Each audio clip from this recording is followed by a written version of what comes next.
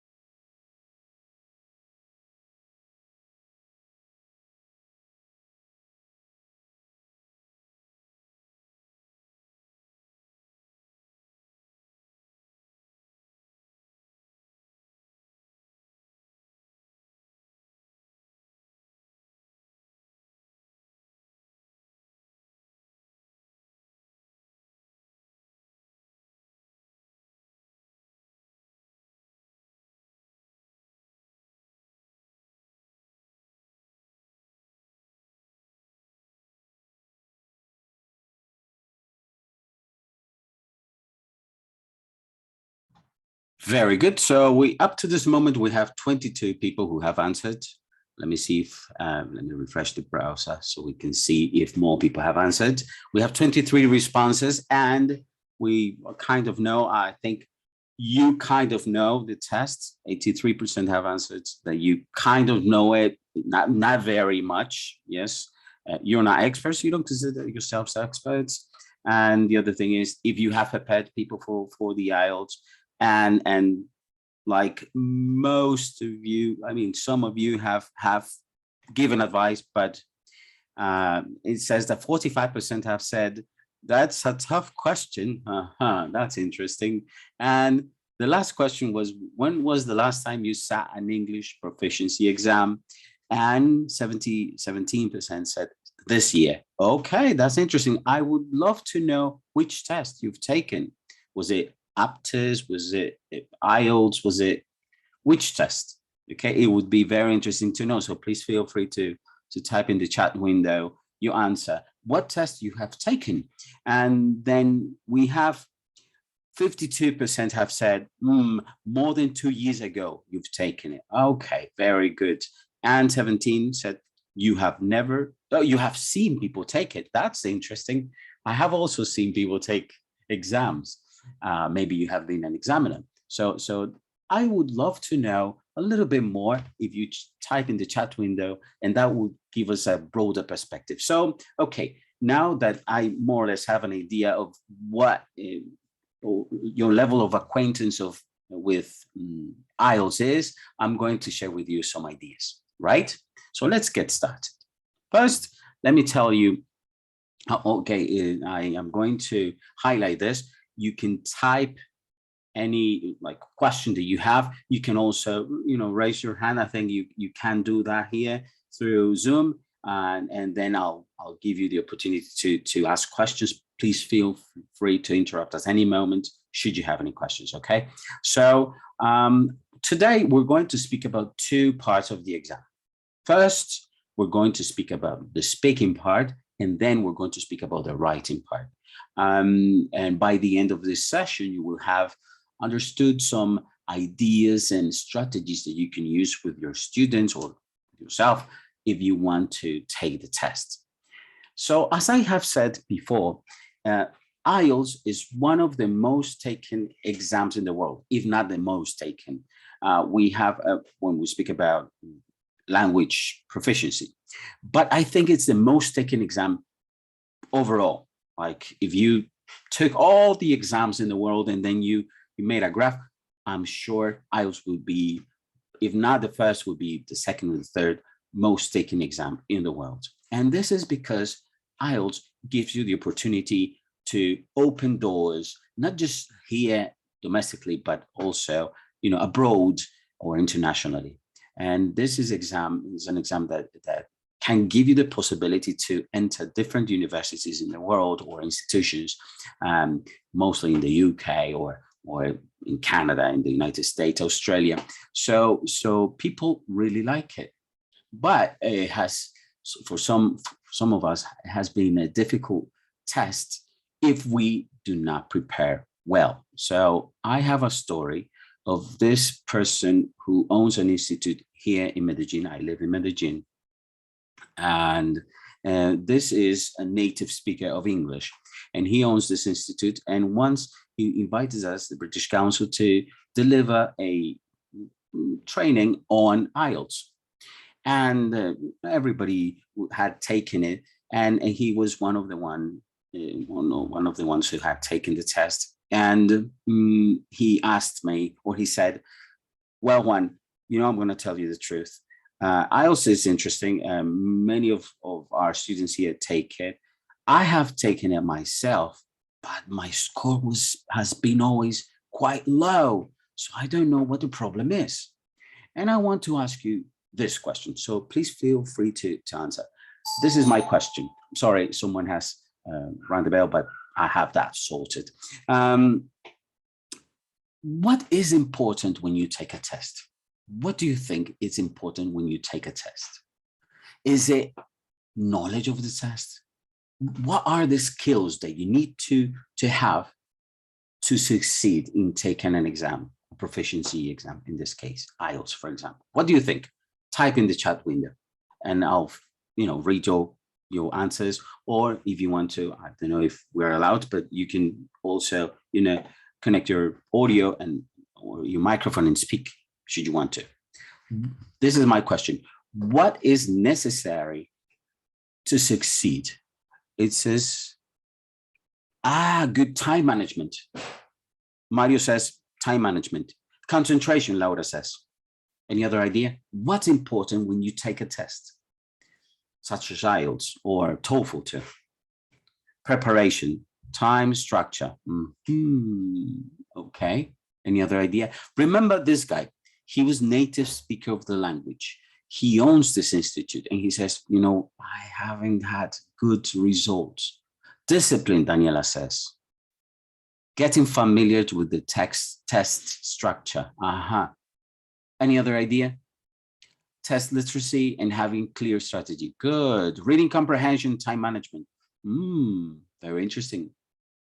Okay, I'll share with you these 3 ideas. And by the way, all this information that I am going to share with you will be shared with you via a link in Drive. I have prepared for you like 2 folders, one for the speaking part and one for the writing part. Okay, so I'm going to give you 10 more seconds to post your answers on what is it you need to succeed when taking a test such as IELTS, okay?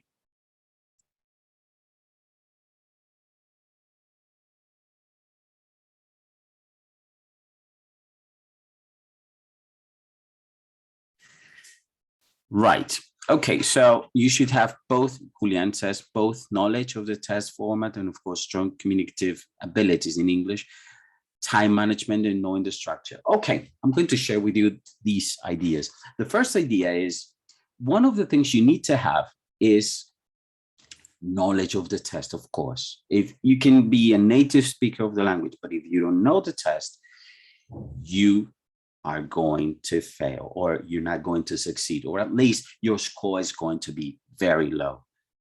Okay, so it's one thing to be a native speaker of the language or to have strong language skills, but if you don't know the test. So the first thing is knowing the test. Of course, language skills. But the second thing that is most important is understanding or having test skills. Okay, one thing is to know the test, but the other is to have test skills. Okay, so for example, let me give you an idea.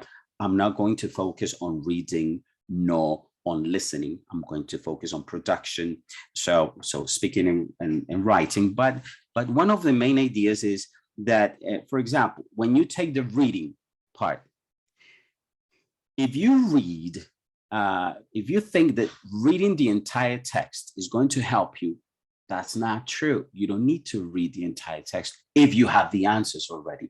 So you see, you can have the test knowledge of the test, but you need to have test skills. So that's something that we're going to be talking about today. Test skills for speaking and writing. So let's begin with speaking. I have a question for you. Question number 1. How many parts does the speaking section have? 2, 3, or 4? Julian says 3. Mateo, 3. 2. Nicolas says, no, I don't agree with you. 2. Luis, 3. And the rest? What do you guys think? 2. Diana says 3. Lena, okay. I'm going to give you the answer in 5 seconds. 4, 3, 2, 1. And the answer is 3 parts. The speaking part has 3 parts. Okay. And do you know what those parts are? Does anyone know? Would you please say, what, for example, number 1, part 1. What is it about? What's part 1? Do you have the answer? Type your answer. General topics. Oh, Mateo, you're quite acquainted with the test. That's interesting. General speaking. Yes, Luis. Yes. They're going to ask you between, it was discussed yesterday. Okay, very good. Okay, so yes, we have 3 parts. I'm not going to focus on the structure that much because, as I said, we're going to be speaking about strategies. What is it you need to do to succeed, both in preparing your students and also in taking the test yourselves? Yes.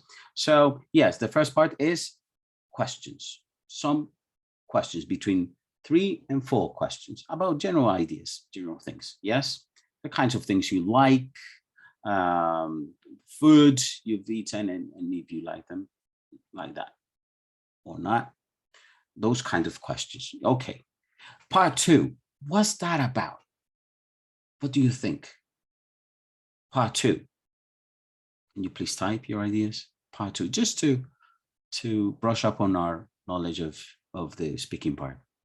What's part 2 about? We have part 1 is we have some questions there for, and part 2, Julian says, is a task. How much time do we need to talk? For how much time? 1 minute, 2 minutes? What do you think? 2 minutes, but they give you 1 minute to prepare. Good. Okay, so part 1, between 3 and 4 questions, general ideas, likes, preferences, types of food you like, places where you've been. Part 2 is 1 minute or 2 minutes for you to, 2 minutes for you to talk about a specific topic. The aim for this second part is to give you a lot of exposure to unfamiliar topics that you don't know that much. And then part 3, what's part 3 about?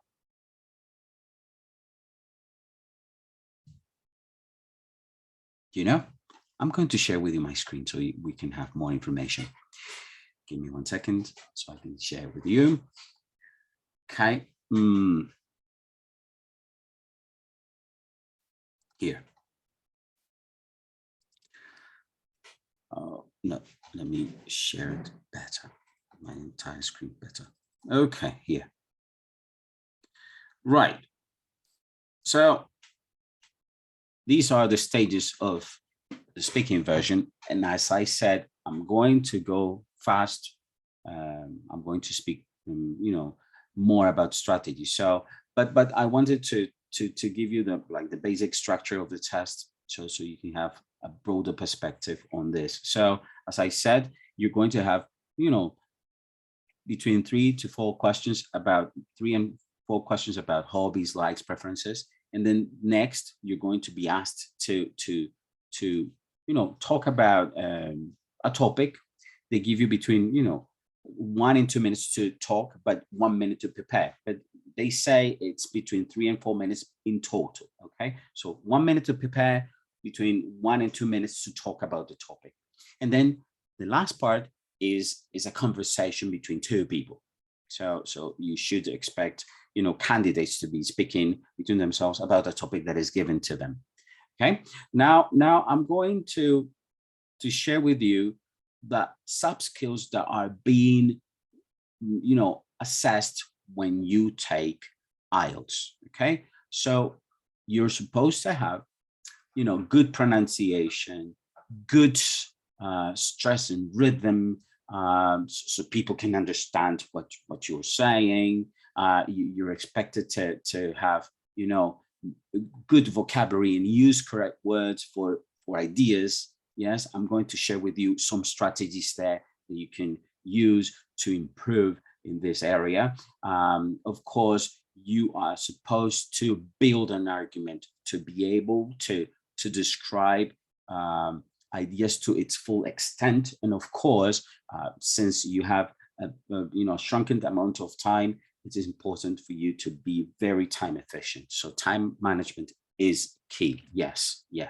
Now, you are also expected to have other skills such as negotiation skills, especially for part 3, and as I said, management, time management. And one of the things that people have encountered when analyzing the IELTS exam is that some candidates tend to have this problem with turn taking. So they don't know when their turn is, especially for part 3. So it is important to practice this with your students and it is important to teach them how to close a topic, how to signal that you have finished your ideas.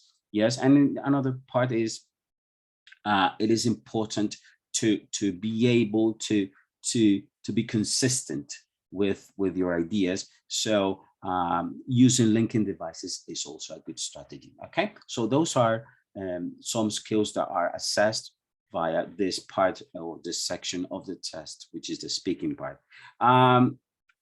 Now, here are some criteria that you need to know when taking the test.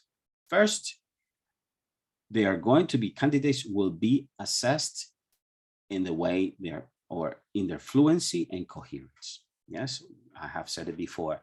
Next, lexical resource. Then grammatical range and accuracy.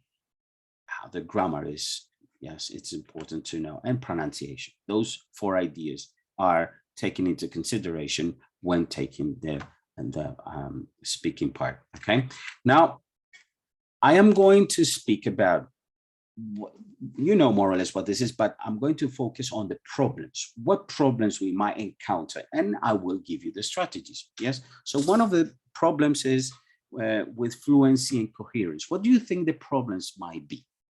I would love to know what you think the problems would be when we speak about fluency and coherence. What do you think? And we're going to see the strategies. Would you please type your ideas? What do you think? What could be a problem? Feeling nervous? Yes, feeling nervous. I am a little bit nervous now. Yes, yes. Taking too much time to build up ideas. Oh, Julian. Yes, yes, taking too much time. True. We're going to see some strategies for that in a moment. Any other idea? What can be a problem when we speak about fluency? Stalling. Stalling. Any other idea?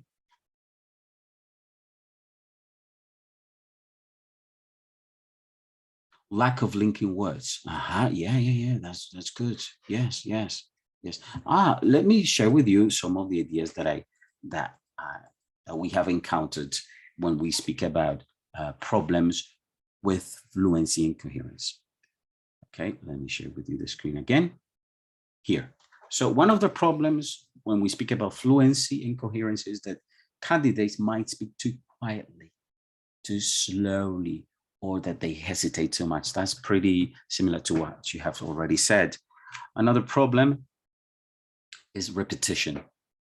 When candidates tend to use the same words all over again, yes, that's a problem. So it's important to teach them how to avoid repetition. Okay, overuse of discourse markers. For example. That's not very good. Okay, when we speak about coherence and fluency. Now, the other, lexical resource. What do you think the problem might be? When we speak about lexical resource, what do you think the problems are? I would love to know in your chat window what you think the problems are when we speak about lexical resource. What do you think? Fillers. Muletilla. You're speaking about fillers. Yes, muletillas. Oh, yes. Julian. Yes, you're speaking about cognitive. What's that? Would you please type in the chat window what you mean by that word? Any other idea? Wow, Julian tells us. False friends, yes, false friends. Like friends that are not yours. No, false friends, yes, of course. When people, for example, say, or for instance, say, actually, to refer to the present moment when in fact is in fact. Yes, that's a false friend. Yes, that's a pretty common mistake. Yes, any other idea? Yes. Thank you, Julian. I'm sorry. It's just for the sake of us interacting, because I don't like monologues. Good. Yes. Sticky words. Yeah. Thank you. Yes. Let me share with you the problems that we encounter when we speak about candidates, and let's see if you have the same idea. Okay, so here are some of the mistakes. First, okay, lexical resource refers to vocabulary, yes, and its use, basically. And examiners are going to look for a variety of words, different words to refer to the same idea. Okay, so it is important to build up on your vocabulary. Let's see some of the problems that people have. Okay, not being able to talk about unfamiliar topics. So you should train your candidates to be able to talk about topics that are not familiar to them. How? Well, by having them to read a lot about different topics. They need to read a lot about different topics. They need to talk about different topics in your classes. You need to talk about different topics. Podcasts are a very, very good idea, but I am going to share with you, bear with me, I'm going to share with you excellent strategies so you can build up on your vocabulary in just a moment. We're just focusing on the problems and then the strategies. Not being able to paraphrase. Oh my goodness, this is one of the biggest problems we have, not being able to paraphrase. So you read the question and then you use exactly the same words that are used in the question. Not good, not good. It's important to be able to paraphrase. Another problem or another area that is assessed is grammatical range inaccuracy. Yes, so you know, this refers to the complexity of the sentences that are spoken, yes, and the range of structures. If you always speak about routines and presents and you stick to present tenses, well, you still need to practice more if you want to succeed in the test. So here are some of the problems. Not being able to use complex sentences, and L1 interference. This is very common, especially, for example, when candidates have a lower level, they tend to, like, the conjugation is not as good, or they omit subjects, especially with third person. So you never know who they're talking about. Like, oh, likes hamburgers, but who? So you need to be, you know, aware of those problems so you can help your students in achieving better results by giving them, well, a broad, like, more ideas on how to use language structures correctly. Okay, so, and the other problem is pronunciation. Yes, well, no, not problem, I mean area that is going to be assessed, pronunciation. So we have lexical resource. Remember the other one? It was what? Starts by the letter F. Fluency. Next one is grammar, and then pronunciation. So here it is important to understand that examiners are not going to expect perfect pronunciation. Yes, as there is a difference between accent and pronunciation, right? You can have an accent and that's good, but the most important idea here is that your ideas, you know, that you get your message across, that your ideas are understood clearly. So it is important to focus on pronunciation. Here are some of the problems. English words, yes, words and the phonetic alphabet. Prosody. Do you know what prosody is? Prosody. Does anyone know what prosody is? Without using Google, would you please tell me what prosody is? What's prosody? No idea. How come, Laura, you don't know what prosody is? Sorry, just joking. What's prosody? Okay, don't use Google. Don't use Google. Never heard of that. Well, that's good. You're here. Okay, when you're speaking about prosody, the art of using speech. Oh my goodness, that's a good one. That's good. Yes. Well, prosody is what I have just done with you. And it is, listen to this. If I said something like, Wow, that's really interesting. Something's missing there, and it is lack of feeling. When you understand a word, you can give it meaning. Let me give you an idea. If you say, wow, that's amazing. Prosody refers to the way you pronounce words so they can, give extra meaning. When I say, wow, that's interesting, I'm not interested. I'm being ironic. So prosody is the way I pronounce and give meaning to my words so people can understand the message as it is, not what is written, but what you really want to say. And yes, and for example, Luis says the ability to organize your oral skills. It's the ability to get your message across as you want it to be. And this is one instance. I don't know if you have a mother-in-law. I do. It's a good thing to have a mother-in-law sometimes.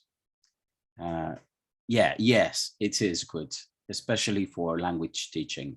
Let me give you an idea.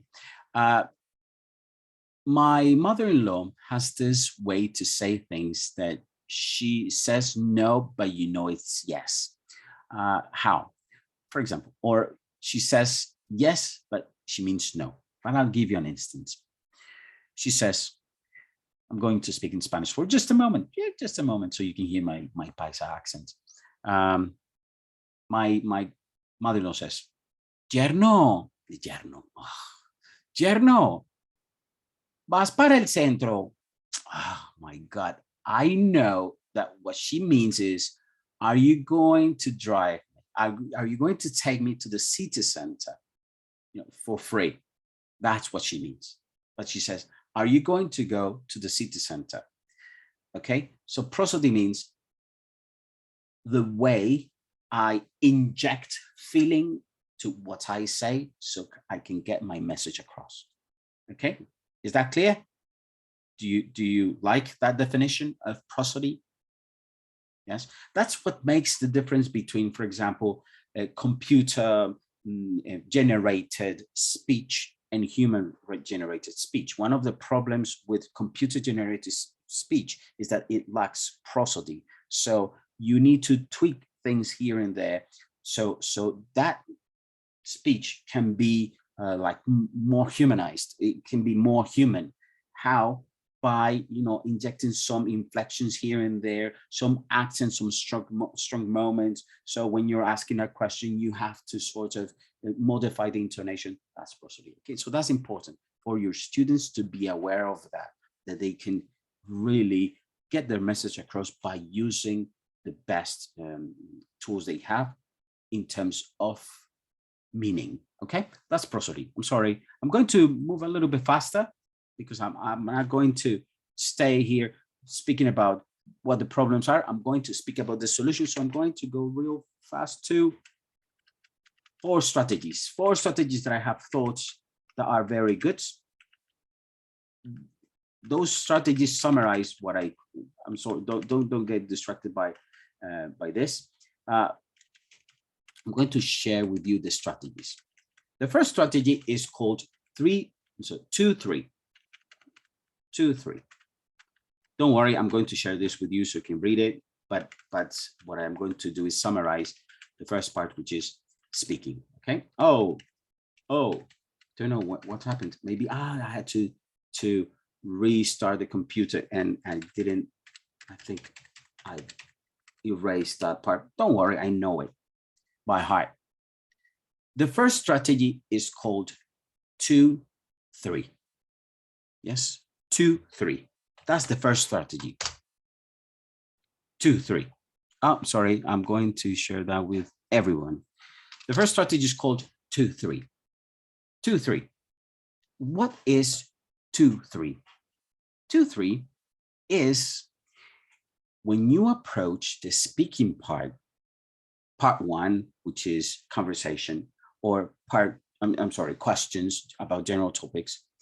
part 2, which is like speech or speaking for 1 to 3 minutes about a topic. Use the 2-3 strategy. What's that? Give 2 to 3 ideas. 2 to 3 ideas. So if the examiner asks you the types of food you like, think about 2 types of food or 3 and give an example.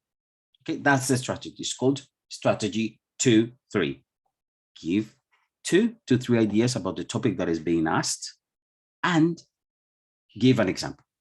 Okay, so if someone asks you, what is your favorite type of food?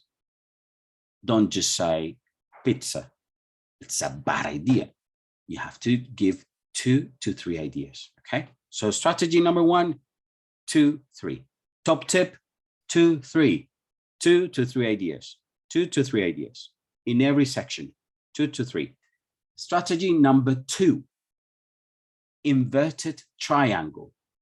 Inverted triangle. Strategy number 2, inverted triangle. What is the inverted triangle? The inverted triangle is this. Why inverted? I don't know if you can see my screen. Inverted. You start from the general idea and then you narrow it down to more specific ideas. Yes. So an example. In Colombia, there is a problem with resources distribution. Please give your opinion on this. Oh, tough question. Start from the general idea. Start from general ideas and then narrow it down to more specific ideas. How many? 2 to 3. No more than 3. No less than 2. Okay. General to smaller ideas. Okay. So strategy number 1, 2, 3. Strategy number 2, inverted triangle. Don't worry, I will share this information with you in the link that I will share at the end of my talk. Okay, next, do the test, teach, test approach. I'm going to type it down here. So inverted triangle, and then TTT. Use the test, teach, test approach. What do you mean by that? Have your students practice the test without giving them instructions. So for example, today we're going to speak about, and you have to use this voice. It's important to use this voice. If you don't use this voice, something is missing there. Today, we are going to practice part 1 of the IELTS test. Sorry. So part 1, you give them the task. You can find lots of sample tests that you can download for free, and then you can use them. So have them take that part of the test, and then you teach them or the strategies you wish to teach them during that session. So first they practice with a real test, you teach them, and then they practice again the same thing. So for example, if in the first part, the example is going to be the same throughout all this presentation. If in the first part you had them talk about the hobbies or the preferences in food, then in the second part, you give them what? Vocabulary, language structures to speak about, preferences, and then you give them some ideas of prosody. You practice that with them. So for example, how to be ironic. How do people in English, how are they ironic? Have them watch something, ironic, or shows or YouTube videos where people are being ironic, and then you practice with them again. So that's very important. Test, teach, test. So strategy number 3, TTT. Strategy number 4. Strategy number 4. Avoidance. Yes, I know this might sound tricky, but it's called avoidance. What do we mean by avoidance? I'm going to type it down here. Avoidance. This is a good strategy, but it's tricky. You need to know when to use it. When you prepare yourself for IELTS, for the speaking part, being or avoiding the topic or avoiding answering right away is a good strategy, but if you use it wisely. What do I mean by avoidance? Let's, for example, let's speak about traditions in Colombia. Oh, Colombia has wonderful traditions. Would you please describe one of them? Okay, first, avoid answering the question right away and start giving context. Colombia is one of those countries where people, you know, last time I read that it is one of the happiest place to live, and then once you give the context, answer, but do not answer right away. That's a good strategy for parts 2 and 3, or 2 better. 3, you can do it, but you have to use it wisely. Okay, so avoidance, that's strategy number 4. And I'm going to give you strategy number 5. Strategy number 5 is called how to. Yes, how to. How to. Does anyone know what how to refers to? Would you please type in the chat window? What's how to? Type.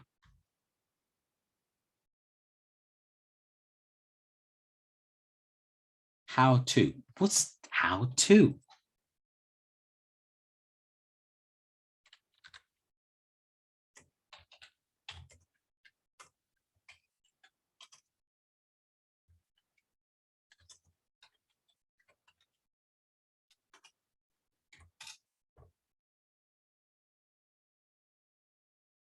You know? Do you know what how to is?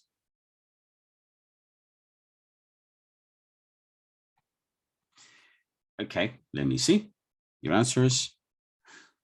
The way you do things, the way you are going to answer, maybe the steps to follow forward, the way of developing ideas. Wonderful. No, sorry, no. How to.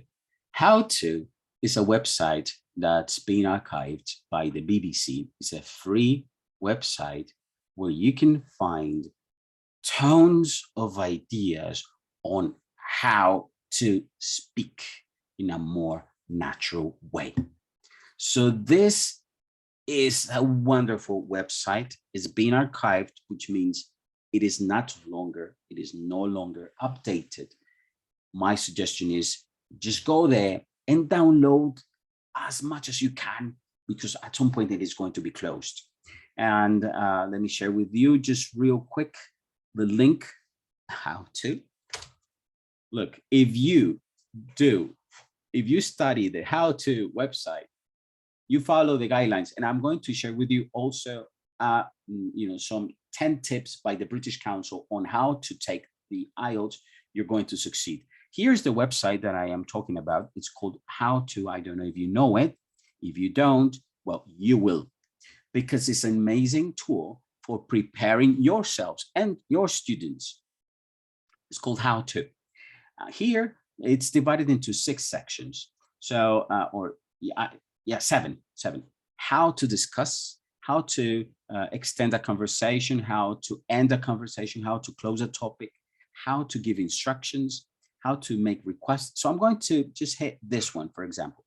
Here you have how to ask for permission, how to make informal invitations, how to make an appointment, okay, maybe this one, you think, it's not good for speaking. Well, it's good for writing, which is going to be one of the topics that we're going to be discussing in just a moment. So how to, very, very, very good website. Okay, for example, this one, how to make a point, how to disagree. how to express uncertainty. Okay, so those 5 strategies for speaking. Number 1, 2, 3. 2, 3 refers to 2 to 3 ideas. Okay, no more than 3 ideas, no less than 2 ideas. Inverted triangle. What's an inverted triangle? Start by generalizations and then narrow them down to more specific ideas. How many? 2 to 3. And then next one, remember the next one is, what's the next one? Remember, you have the link there. The next one is, I forgot it. The next one is the TTT approach. When you prepare your students, use the TTT approach. Test, teach, test. Have them practice, you teach them, and then you practice with them again the same task, exactly the same task. Do not give them another task. No, the same one. Have them take notes. And then avoidance. What's avoidance? Avoidance is teach them to avoid answering the question right away. Have them give the context first and then answer. Okay. And the last but not least, the website that I have already told you. bbclearningenglish.com. Download the materials for free. They have also exercises, they have lesson plans, they have everything you need. And at the end, I'm going to give you the cherry on the pie, the top 10 tips for the British Council, from the British Council on IELTS. And it is going to be on the drive that I'm going to share with you after we finish this. And I'm going to speak about writing part, okay? Writing part. Yes, summary. Thank you, Alejandro. So 2, 3, inverted triangle, TTT, avoidance, and the BBC, learningenglish.com. You can find tons of material, but in my experience, when preparing my students, I have focused on those 5 strategies, and students have enjoyed them, and then they have succeeded in taking the test. Okay, thank you very much, Laura. I think it's wonderful that you have done it this summer. Thank you. Okay, now let's speak about the writing part. Writing has a lot of things, but I have a lot of material to share with you. I'm very excited. Give me 10 more minutes and we're going to speak about the writing part. Writing part, it has there is a difference between the writing part for the academic version of the test and for the general version of the test. I am sure you know, because you've spoken about that yesterday. But I'm just going to summarize those ideas.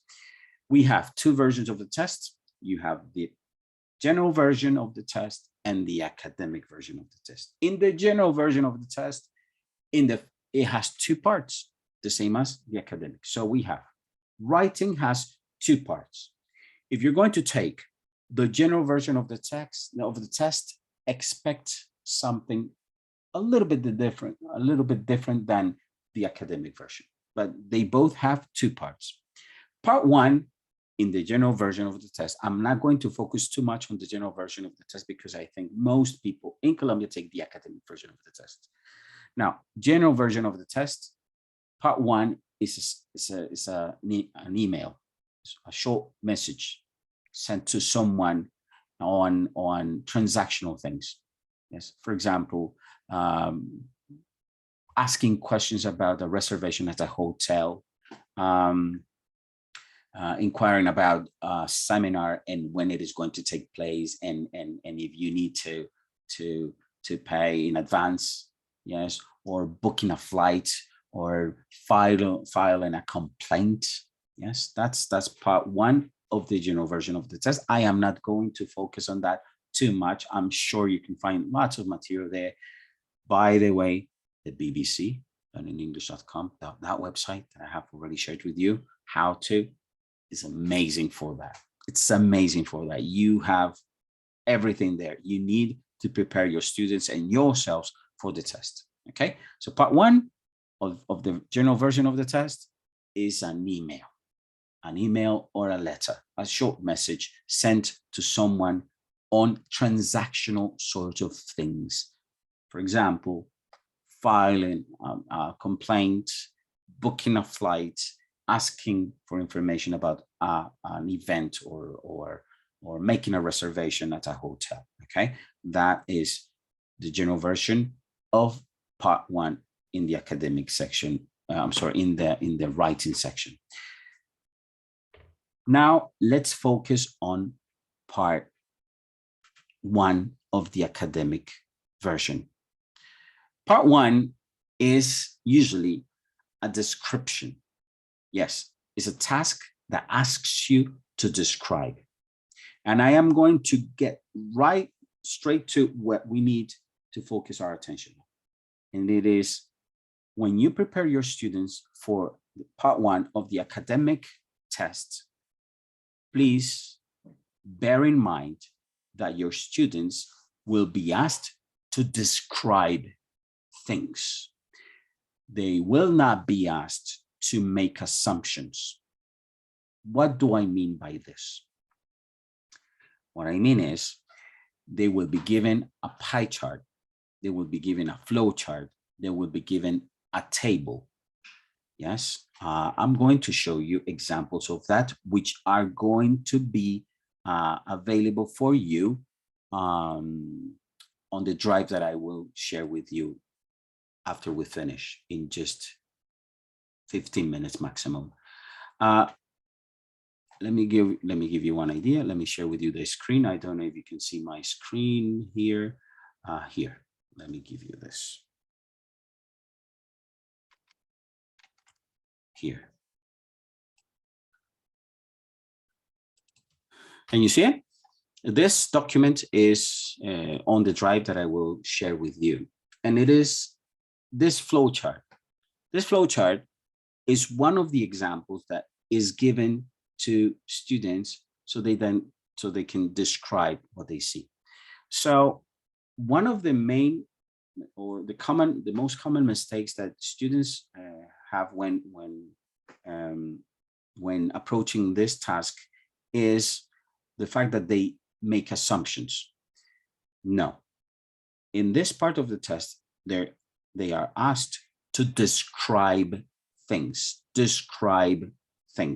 So please teach your students to describe flowcharts, pie charts, tables, and graphs. How do you do that? Well, number one, vocabulary. Tones of vocabulary to describe that. Where do you find vocabulary? Well, here, I have already shared with you this on Drive. I'll share that with you in just a moment. Teach them vocabulary. For example, what's the name of this? It's a flow line. What's the name of this? It's a decision point. Teach them vocabulary that will give them, the tools to describe what they see. Have them, or please penalize when you practice. Yes, penalize when they make assumptions. For example, tell them to avoid using modal verbs such as may, might, could, because when you do that, you're giving the idea that you are making assumptions, and that's not what you're expected to do in writing part one. Okay, I'm going to share with you more. For example, I have on the drive this material, which is amazing. I loved it. Is how to describe graphs by, I think the name of this is Jill Hooley. I don't know who that person is, but it's a wonderful job that I am going to share with you. Here, this. Give me 1 second. Here, this. Have them learn vocabulary about the different types of graphs and diagrams they are going to be exposed to in the IELTS, yes, or in the real life. Because one of the things that this exam is good for is preparing their students, your candidates, or preparing yourselves for the academic world in Europe or in the United States. Wherever they go, they're going to see graphs and lines. So this is important. teach them vocabulary, and teach them ways to describe what they see. So here I have an extensive piece of material that is going to give you ideas on how to approach this test. Okay, so I'm not going to be speaking that much about this topic because I guess with the information that I'm going to share with you via the drive, you will be able to use this material and, for example, teach your candidates or learn expressions and verbs that you can use to describe graphs. So, for example, here I have this, how to describe trends or movement, or all you need to describe when you describe flowcharts and diagrams, okay, and charts. Okay, that's one. Now let's speak about IELTS part 2. I'll briefly summarize later on what this whole writing part is about, but let's move on to IELTS part 2 in the writing section. When we speak about IELTS in the writing section, we're speaking about essays. So essays are somewhat one of the most difficult tasks for Colombians. And that is because this is a critique. Yes, I'm going to criticize my country, but especially education. And it is, we don't learn how to write. It's tough. I coordinate a language center here in Medellin. And one of the things I see, especially in Spanish too, is the fact that students don't know how to write well. They don't know how to, express their ideas. And speaking it's tough, and writing is tougher. So it's important to have your students practice that. So one of the things with IELTS is that you really, you should aim your courses, aim your strategies at helping your students develop their writing skills for essays. So, question for you. How many types of essays can we find in IELTS, or could we be asked in IELTS? What types of essays do you know? Type in the chat window.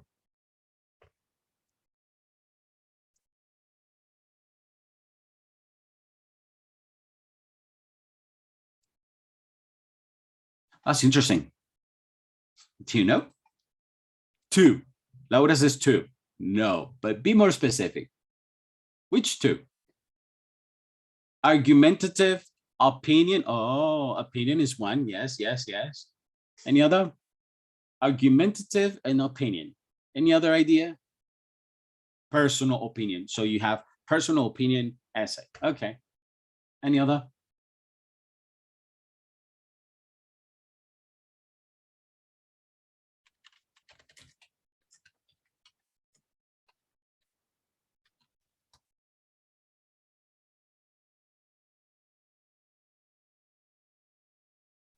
Okay. Let me see your answers. Persuasive, critical essay. Wow. Jairo says several, according to the purpose. Good. Let me tell you. In IELTS, you have 5 different types of essays.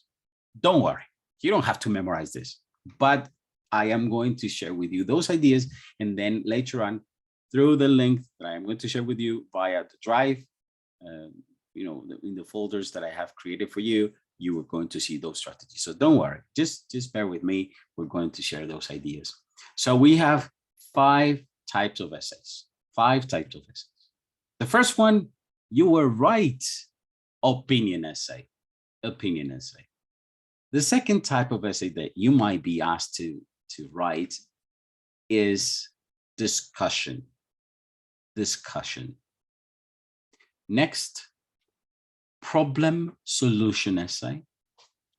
Advantages, disadvantages is the next one. And the last type of essay is called, what do you think? The last one is called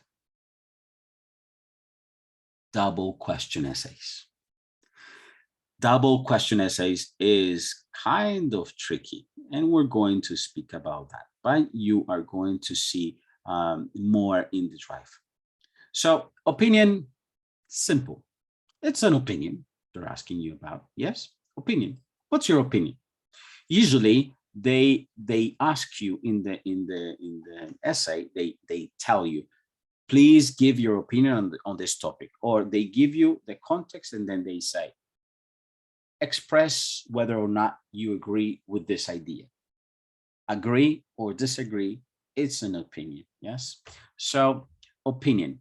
I'm going to share with you the basic structure of any essay, the recommended structure, but you can have different types of essays. But this is a recommended structure. And for that, I'm going to use, yes, paint. And this is just 2 minutes before we finish. Paint, yes, paint. Don't worry, I'll share with you those ideas via the drive in the link that I'm going to share with you in 2 minutes. So here is paint, and I'm going to share with you the structure. The basic structure, oh, sorry, no. The basic structure is intro and conclusion, and 2 ideas. Okay, introduction, conclusion, and 2 ideas. Idea 1 and idea 2. That's the basic structure of any paragraph, essay in the IELTS exam, or for the academic world. In my university, for example, I teach my students this structure, and it's not for IELTS, it's in general for academic writing. Okay, so when we speak about the opinion essay, I have my notes here, which are the same that I'm going to share with you. For example, when they ask you about an opinion, let me give you one type of example. Democracy is considered one of the best systems for governance. Just making this up. Do you agree or disagree with the idea that there should be better systems than democracy? That's a tough question. So this is an opinion essay. Why? Because they're asking you if you agree or disagree, or what's your opinion. Yes. So in the introduction, what do you do? In the introduction, the first thing you need to do is you start by paraphrasing what the question is. Yes. Paraphrase what the question is. Have your students learn lots of vocabulary to paraphrase ideas related to questions in essays. Then have your students express their opinion briefly on the topic. Next, have them think of 2 reasons, 2 ideas that support their opinion. And that's the introduction. Okay, so I'm going to describe this again. Paraphrase the question, express the opinion, give 2 ideas. That's the introduction. And then in paragraph 1, you have idea 1. The structure, basically the same. Topic sentence, which is the most important idea of a paragraph. Topic sentence, supporting ideas, example, conclusion. That's the paragraph in idea number 1. Then idea 2. Idea 2. And finally, the conclusion. What's the conclusion? The conclusion is basically a summary of what you have already said, of your opinion. So, as I said, this is the basic structure of any essay. Introduction, idea 1, idea 2, and idea, and then the conclusion. Okay. What do you think? How do you feel about this? This was too short, I know, but the material that I'm going to share with you is great. I think is not written by me. It's just a compendium of texts that I have gathered for this, especially for speaking and writing. I'm going to summarize the ideas that I have mentioned here about the writing part. Writing part is divided into 2 types of tasks. the general version of the test and the academic version of the test.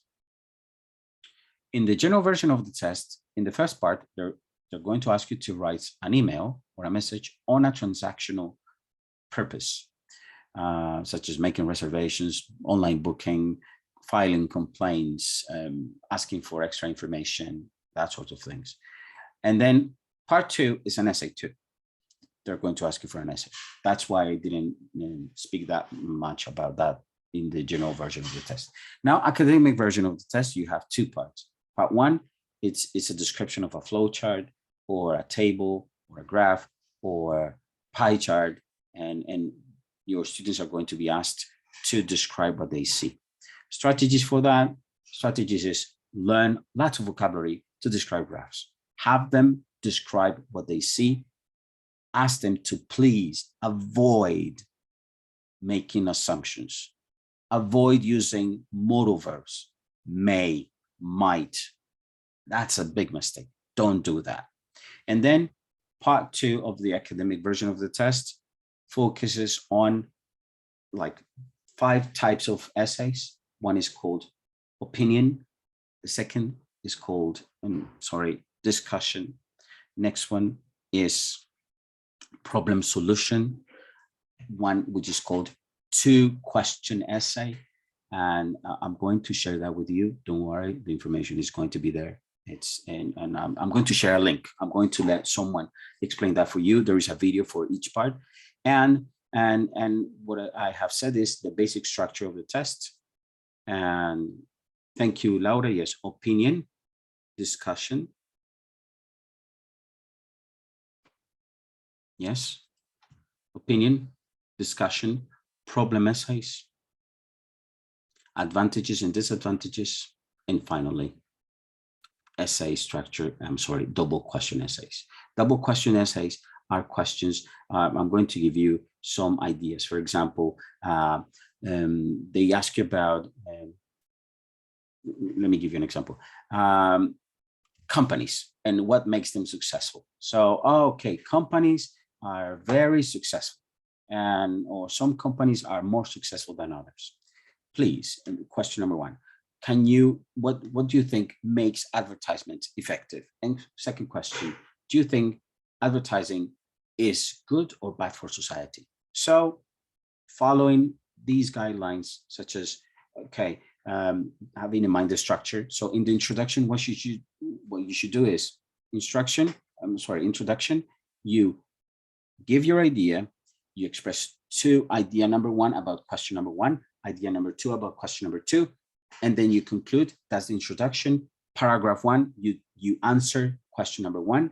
Paragraph number 2, you answer question number 2, and then you conclude with some like a summary of what you have already described in the previous paragraphs.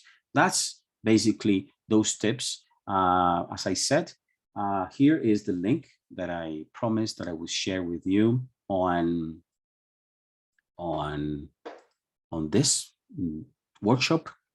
I'm sorry it's too short. It was just an hour and 10 minutes, but here's the link. And if you have questions, please post them now. I don't know if we have time, Laura, for some questions. And if you do, I'm going to answer them right now while I look for the folder that I prepared. Okay, it's IELTS. Give me 1 second here. Oh. Here is this. Okay, here's the link. You can download this material. It's just, I didn't create it myself. It was just material that I downloaded from different websites or ideas. And yes, okay, so we have time for questions. Here's the link to the drive. I'm sorry, I didn't copy it. Give me 1 second.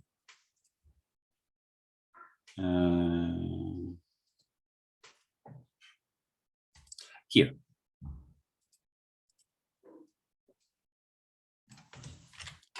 Yes, this is the link. There you're going to find two folders, one for speaking and one for writing. In the speaking part, I have some material like vocabulary and one which is called collocations. When you prepare your students for IELTS or for any exam or for their academic life, it is important to teach them about collocations. What are collocations? Collocations are the way words are put together so they can sound more naturally. For example, if I say, sorry, I did a mistake, well, that's grammatically correct. I did a mistake. I conjugated the verb correctly, do, but I used it in past, did. A mistake, you know, it's I did, you have subject, verb, and complement. That's grammatically correct, but it's incorrect. Why? Because it doesn't collocate. So what's collocation? Collocation is the way words are put together so they can sound more natural and they sound correct. So it's not I did, it's I made a mistake. Yes, Juanita, I can share my PowerPoint presentation. Yes, I would love to do that. And it has lots of ideas, not just what I have just mentioned because, you know, because of time constraints. Any other idea, questions that you have?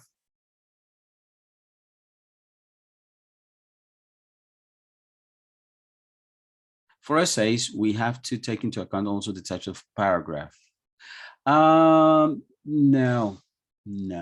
It's, well, if you want, you can teach your students the types of paragraph, but if you mean that depending on the type of paragraph, the grade is going to be affected, no.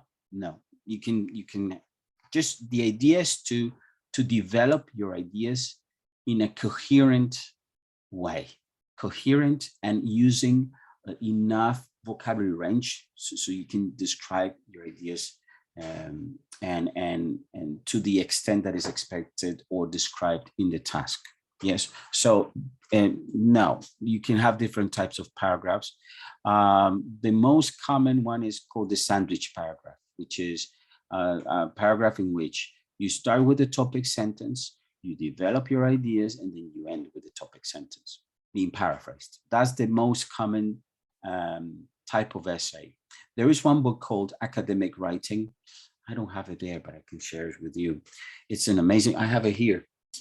Academic Writing is this one. It's a great book.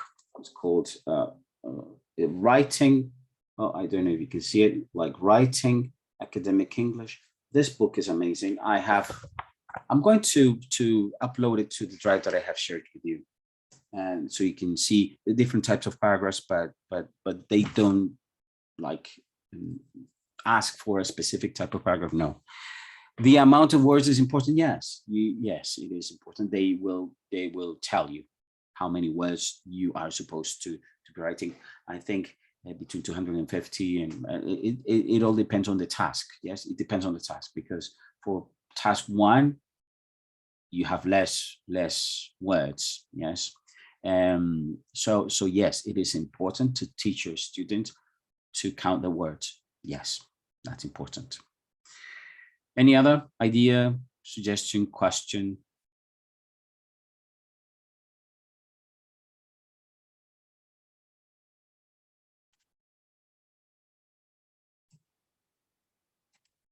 Any other idea? No?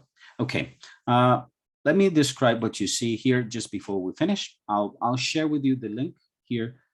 Sorry, not my screen, so you can see what I have shared with you. So in the drive, this drive that I prepared, you have speaking and writing. Yes, for speaking, I left two books that I consider are very good. This book, Speaking Book Preview, is a book that has, for every part of the speaking section, they give you strategies and extra ideas as to what you need to do to prepare your students. And this one, English Vocabulary News Advanced, is great for vocabulary building and you know, your lexical resource. So yes. And for the writing part, You have how to describe charts and graphs, collocations and use collocations. Wonderful book. Academic part 1, flowchart phrases. That's a must. Your students are going to love that. 170 essay samples and how to approach the topic of flowcharts, which is one of the most difficult tasks for Colombians. Describing flowcharts is one of the most difficult. And that's where I have shared. And I'm going to try and see if I have a PDF version of this book. You don't see it because of the camera, but I'm going to share that with you so you can have more material to practice. Thank you very much. I would love to know from 1 to 5 how well you felt. What if your objectives were met. Thank you very much. I think I would appreciate if you could give me your feedback. Laura, thank you very much for the invitation that ASCUN has made, and I hope to see you again in the following events that you have. Sure. Thank you very much, Juan Carlos. I think it was a very productive section. I feel grateful for the information that you share with us, and I hope all the participants feel the same way. Muchas gracias, de verdad. Digamos que no estoy próximo a presentar el examen, pero en serio que todos los tips que compartiste fueron muy, muy útiles. Acá yo estaba tomando apuntes, de verdad, por eso también estaba como haciendo el resumen en el chat. Espero que pues todas las personas hayan, como tú dijiste, cumplido con el objetivo de la sesión de hoy. Grabamos esta sesión para poderla compartir, no solamente con los que están acá conectados, con algunos ya tuvieron que retirarse por atender otros compromisos, pero pues también para compartirla con las demás personas de nuestras universidades. Y bueno, con seguridad el otro año podremos contar contigo y con otras personas del equipo del British Council para seguir fortaleciendo estas habilidades en inglés. Muchas gracias a ti, a Juan David y bueno, a todas las personas que están detrás de estas sesiones. Y pues estaremos compartiendo, como les digo, la grabación. Podrán luego consultar en nuestra página web www.ascun.org.co. Allá también van a quedar colgadas. Entonces, bueno, les deseamos un feliz resto de día, que estén muy bien. Thank you, Juan Carlos. Have a good rest of the day. Bye. Cheers. You too. Bye.